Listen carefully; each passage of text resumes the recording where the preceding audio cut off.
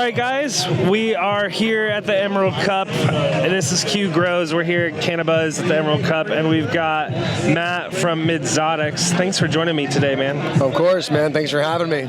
So you are here. I love your Midzotics outfit. This is like your trademark thing. Yeah. And one of the great things there for folks that aren't familiar with Midzotics is you've got a branding about you, and it's like consistent through everything. You've got like a car, you've got, through your Mylar bags. It's just, I just respect the hustle with the brand. So let's, first off, for first question, introduce people to Midzotics. What is Midzotics? You guys are here obviously at the Emerald Cup, so give people an introduction to you guys.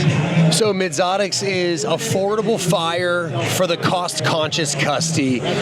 We are mid-grade, but with a little exotic flair to it, right? Yeah. It's not real mids, that's down here. It's Midzotic. It's top-tier mids, top-tier sun-grown. Right. And we have indoor flower now as well. We've matured into that. We've got disposables and pre-rolls. But we did start out as sun-grown. That's how we started. Okay. But with the coolness of cookies and like the swagger of runts, and we learned from all of those brands too. Right. But with our own style. Our slogan for our company is rappers, rides, and redneck vibes. And we have a brand cat, a brand car, and some cute girls that run that whole side of things. So we just want to have fun with our all-Americana, thousandaire lifestyle and make it authentic to who we are. We're not millionaires, we're not funded, and we come up with all this stuff internally. That Geo Metro, that's our brand car, was one of my old trap delivery cars. I made $1 million in a Metro, and that's my shit. And so our brand cat is my cat from my house. Yeah. So we just try to work with what we were given and what we have, and work outward from there, and just do it with as much fun as we can. And you've been doing this for a while, right? How long have you been doing this sort of game? So the brand itself, Midzotics, is 5 years old. Yeah. But I've been in the cannabis industry for 15 years. Yeah.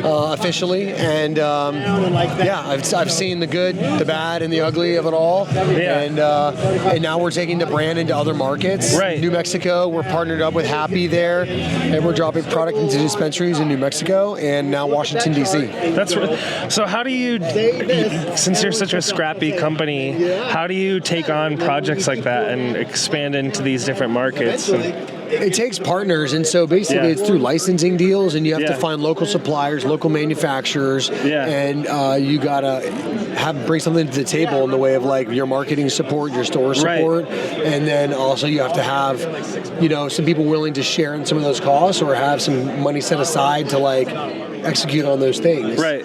So or you just do it in small, like we do it in small ways. We'll drop 1 SKU, 2 SKUs, test the market out, see how it goes, get our name out there, see if there's some traction. Different markets, it's you don't know until you're in it. And you can do some, research and do some recon and get some intel by going there. And I would always encourage somebody to do that instead of just diving into a market. But we did that in New Mexico too, and we're still learning in that market. Right. Yeah. So very cool. Well, I appreciate you sitting down with us today, kind of for an impromptu conversation. So with Midzotics, I'd love to just before we go, kind of give people an idea, what kind of are you growing these days? What are the Midzotics that people could go find for themselves right now? And by the way, too, I really love your the pre-rolls that you guys do too. The Rollies. Yeah, not just the flower, but the Rollies are really cool too. The Rollies is a great product. It's a 5-pack of pre-rolls, but what makes it different than every other 5-pack or any multi-pack of Custys sticks that you'll find on the market is that ours come with a European filter crush tip that was designed for spliffs in Prague, Czech Republic, where spliffs are wildly popular. Everyone uses tobacco with their weed in Europe, probably because their weed is trash. But just kidding, Europe, I love you.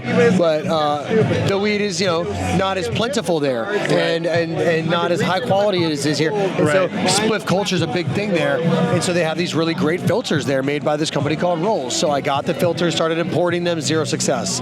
Americans didn't like them, didn't know how to use them, didn't think it was good for them. So then I have them sent to Indonesia, having tubes put on them. So I brought the final finished good, you know, the pre-roll to market, but in this cylindrical custom filter tip that cools the smoke, cleans the smoke, but lets THC and terps pass through. And that's what makes it different than every other pre-roll in the market. Super smooth. It's like, it's really nice. I have asthma, so I found it beneficial for me as someone who has asthma, the filtering, and I also got a fake front tooth right here, so it stains differently than my other teeth do. So I like the filter for that aspect as well. And it also cools it down. So I was like, there's checks and boxes. I'm going to fuck with these and see if I can introduce them to the American market. And at first I did not have success with just the filters, but now I am having success with the final finished consumer packaged good in the pre-roll pack. And so maybe now, working backwards, I can sell just the filters so people could roll their own flower. But I had to introduce it completely done and ready to go for people to understand it. You have to give them like the experience first. Exactly. So that's really how I brought that one to market. And now we've got disposables, and we're adding concentrates to the menu too. Diversifying our menu. Yeah, I liked the disposable. I used to get the disposables as well. I liked those a lot too. They were really tasty. Live resin we went with on these, so they have a little bit more terps than the standard distillate ones on the market. We also have a rosin pen out now. I think I have it in my pocket actually. Like we did an episode. Got a bunch of stickers in here. Rosin pen. So literally. I was just gonna say too, the branding is consistent onto the pens as well, which is really cool. Yeah, this is our disposable. It's an iSpire hardware. Shout out to my homie Luna and the whole iSpire fam. I like it a lot, and it's rechargeable through USB, a micro USB or whatever it is. So yeah, it's really nice. There's a lot of debate over disposables and their environmental impact, and so I don't know what that's going to mean for the market, or if a better mousetrap will come out. But for now, you know, there's these highly convenient but very environmentally terrible, awesome products that are just, people love them. So you got to give the Custys what they want. That's true.